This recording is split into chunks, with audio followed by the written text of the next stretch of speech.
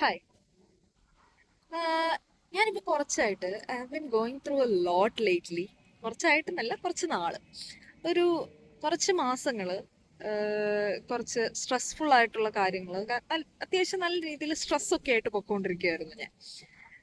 Literally saying, വേറൊരാൾക്ക് ഒരു motivation കൊടുക്കാൻ വേണ്ടിയിട്ട് യാതൊരു അവസ്ഥയില്ലാത്ത ഒരു അവസ്ഥയിൽ കൂടെ പൊയ്ക്കൊണ്ടിരിക്കുകയായിരുന്നു. അപ്പോൾ the main reason was job. എൻ്റെ എൻ്റെ പഴയ വർക്ക് പ്ലേസിൽ നിന്ന് ഞാൻ റിസൈൻ ചെയ്യുകയാണ്. എനിക്ക് വേറെ ജോലിയൊന്നും ആയിട്ടുമില്ല. അപ്പോൾ ഏപ്രിൽ ലാസ്റ്റ് ആണ് എൻ്റെ last day. Until then April 30 വരെ എനിക്ക് ഒരു ജോലി കിട്ടിയിട്ടില്ല.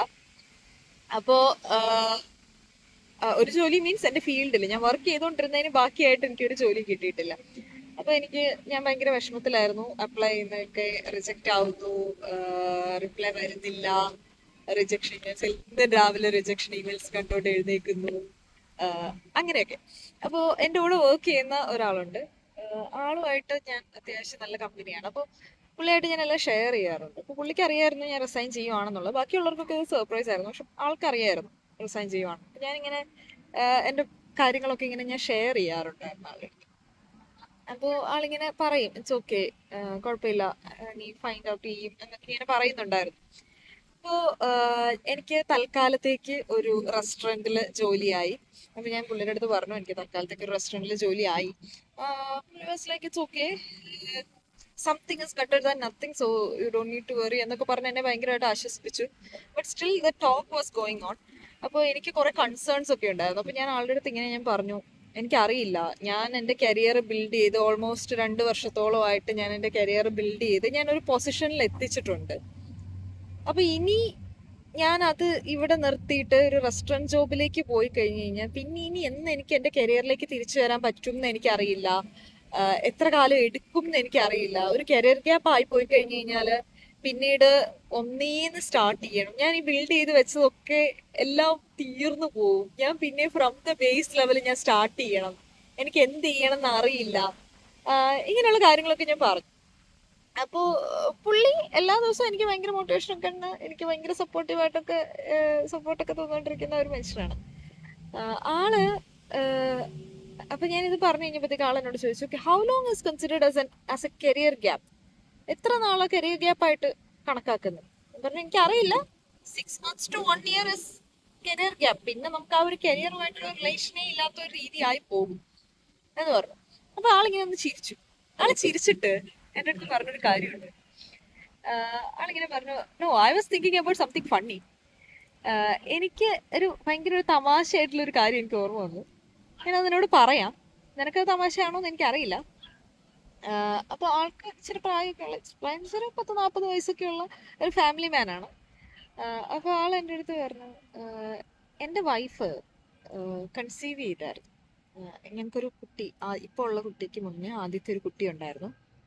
6 മാസം കഴിഞ്ഞപ്പോ ആ കുട്ടി മരിച്ചുപോയി. V lost V lost.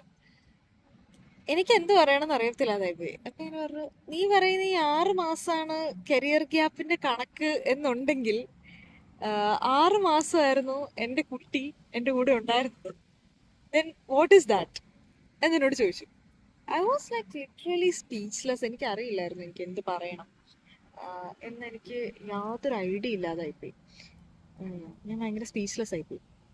അപ്പോൾ ഞാൻ ഓർക്കുകയാണ്, എൻ്റെതൊരു ലെയിം റീസൺ ആയിരുന്നില്ല, ഒരു സില്ലി റീസൺ ആയിരുന്നില്ല. പക്ഷെ അതിലും മോശം അവസ്ഥയിൽ നിന്ന് ആളുകള് ഹോപ്പ് കണ്ടെത്തി ഉയർത്തെഴുന്നേറ്റൊക്കെ വന്നിട്ടുണ്ട്.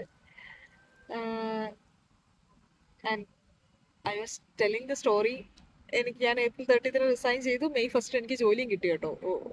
ഔട്ട് ഓഫ് നോവെയർ എന്നല്ല, ഞാൻ ഒട്ടും പ്രതീക്ഷിക്കാത്തൊരു കാര്യമായിരുന്നു അത്. പെട്ടെന്ന് എനിക്കൊരു ജോലി റെഡിയായി. വട്ടവർ. പക്ഷെ ഞാൻ പറയുമായിരുന്നു, നമ്മൾ ആലോചിച്ച് നമ്മുടെ ലൈഫ് ഇവിടെ തീർന്നു, നമ്മൾ ഇനി എന്ത് ചെയ്യും, ഇനി ഒന്നേന്ന് സ്റ്റാർട്ട് ചെയ്യണമെങ്കിൽ എന്തുമാത്രം എഫേർട്ട് അതിന് വേണം, ഞാൻ എന്തോരം കഷ്ടപ്പെടേണ്ടി വരും, ഞാൻ ഇത്രയും കഷ്ടപ്പെട്ടതൊക്കെ വെറുതെ ആയില്ലേ എന്നുള്ളൊരു ചോദ്യം. ആ ഒരു ചോദ്യം ചോദിക്കേണ്ട ഒരു അവസരം നമ്മുടെ ജീവിതത്തിലൊക്കെ എല്ലായ്പ്പോഴും ഉണ്ട്. അത് കരിയറിന്റെ കാര്യത്തിൽ എന്നല്ല, നമ്മുടെ ലൈഫിലെ എന്ത് കാര്യത്തിലാണ്. ഒരുപക്ഷെ ലൈഫിന്റെ കാര്യത്തിൽ പോലും അങ്ങനെ സംഭവിച്ചേക്കാം. എന്താ പറയാ, ചീട്ടുകൊട്ടാരം പോലെ തകർന്നടിഞ്ഞിട്ട് ഒന്നേന്ന് പണിത് തുടങ്ങിയ കാര്യങ്ങളൊക്കെ ഉണ്ട്, ആളുകളും ഉണ്ട്. അപ്പോൾ ഞാൻ ഓർക്കാണ് നമ്മുടെ എല്ലാവരുടെയും ലൈഫില് നമുക്ക് അങ്ങനെ മൊമെന്റ് ഉണ്ട്, ഒന്നിൽ കൂടുതലോ മൊമെന്റ്സ് ഉണ്ട്. അപ്പോ അവിടെ നിന്ന് നമ്മൾ ഒട്ടും പ്രതീക്ഷിക്കാത്ത രീതിയിലായിരിക്കും മിറക്കിൾസ് സംഭവിക്കുക. ആൾ എന്നോട് ഇതിന്റെ കൂട്ടത്തിൽ ഒരു മോട്ടിവേഷൻ ലൈനോ കാര്യങ്ങളോ ഒന്നും പറഞ്ഞില്ല. ബട്ട് പുള്ളി എന്നോട് ഇത്രേ ചോദിച്ചുള്ളൂ, 6 മാസമാണ് കരിയർ ഗ്യാപ്പ് എന്ന് നീ പറയുന്നതെങ്കിൽ 6 മാസം കൊണ്ട് ഞങ്ങൾക്കൊരു കുഞ്ഞിനെ നഷ്ടപ്പെട്ടു. So then what is that എന്നാണ് എൻ്റെ അടുത്ത് ചോദിച്ചത്. ശരിയാണ്, എനിക്ക് ആശ്വസിപ്പിക്കാൻ പോലും പറ്റത്തില്ലാത്ത ഒരു കാര്യമാണത്. ആളുടെ മനസ്സിൽ ഇപ്പോഴും അതൊരു വിങ്ങലായിട്ട് നിൽക്കുന്ന ഒരു കാര്യമാണത്. പക്ഷെ ഞാനിപ്പോൾ മനസ്സിലാക്കിയ ഒരു കാര്യമാണ്, time is not a limit. നമ്മുടെ ജീവിതത്തിൽ അത്ഭുതങ്ങൾ സംഭവിക്കും, ഒട്ടും പ്രതീക്ഷിക്കാതെയുള്ള അത്ഭുതങ്ങൾ സംഭവിക്കും. അത് അനുഗ്രഹങ്ങളാണെന്ന് പറയാം, ഭാഗ്യമാണെന്ന് പറയാം, നമ്മുടെ കഷ്ടപ്പാടിന്റെ ഫലമാണെന്ന് പറയാം, യൂണിവേഴ്സ് അത് കാണുന്നതാണെന്ന് പറയാം, എങ്ങനെ വേണമെങ്കിലും അത് പറയാം, അതിന് എങ്ങനെ വേണമെങ്കിലും നമുക്ക് വ്യാഖ്യാനിക്കാം. പക്ഷെ നമ്മുടെ ജീവിതത്തില് അത്ഭുതങ്ങൾ സംഭവിക്കും. ജേക്കബിന്റെ സ്വർഗരാജ്യത്തിൽ പറയുന്ന പോലെ മനസ്സറിഞ്ഞ് അധ്വാനിക്കുന്നവന് അവന്റെ മുന്നില് ദൈവം അത്ഭുതങ്ങൾ കൊണ്ടുവരും എന്നാ പറയുന്നത്. What we have to do is like work hard for that. നമ്മുടെ ജീവിതത്തിൽ സെറ്റ് ബാക്സ് ഉണ്ടാവും, പ്രശ്നങ്ങൾ ഉണ്ടാവും. ഒരു ടൈം ലിമിറ്റ്, ഒരു ടൈം എന്ന് പറയുന്നത് ഒരു ലിമിറ്റ് അല്ല. ഒരു പക്ഷെ 1 വർഷമോ 2 വർഷമോ 5 വർഷമോ ഒക്കെ എടുക്കും. എനിക്കറിയാം, ഞാൻ ഇപ്പൊ ഇതിങ്ങനെ ഇരുന്ന് ഇത്ര സന്തോഷത്തോടെ പറയുന്നുണ്ടെങ്കിൽ because I got A job or I landed in A job. ഇല്ലെങ്കിൽ എനിക്കും ഇത് പറയാൻ പറ്റില്ലായിരുന്നു. കാര്യം ആ മൊമെന്റിൽ ഞാൻ അതിനെപ്പറ്റി ഒരുപാട് ആലോചിച്ചു. ആൾ എന്തുമാത്രം കാര്യത്തിൽ കൂടെ ആയിരിക്കും അത് കടന്നു പോയിക്കൊണ്ടിരിക്കുക. ആളുടെ പാർട്ട്ണർ എന്തോരം അതിൽ കൂടെ കടന്നു പോയിട്ടുണ്ട്. Even after having A baby, അത് കഴിഞ്ഞിട്ട് അവർക്കൊരു കുഞ്ഞുണ്ടായി. ഇപ്പൊ ഹെൽത്തി ആയിട്ട് നല്ല ഒരു ഹാപ്പി ഫാമിലി ആയിട്ട് അവർ ജീവിക്കുന്നു.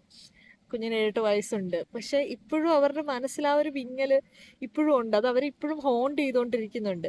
അപ്പൊ ആ ഒരു ചിന്തകളൊക്കെ ആയിരുന്നു എന്നിക്കൂടെ കടന്നു പോയത്. പക്ഷെ ഇപ്പം എനിക്കറിയാം, ഞാൻ ഒരു പേസിൽ എത്തി നിൽക്കുന്നതുകൊണ്ടാണ് എനിക്കും ഇത് ഒരു മോട്ടിവേഷൻ ആയിട്ട് പറയാൻ പറ്റുന്നതെന്നും എനിക്കറിയാം. പക്ഷെ sometimes we have to believe in miracles and do your best.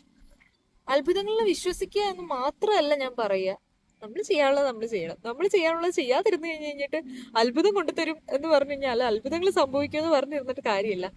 Do your work and miracles will happen. ഏത്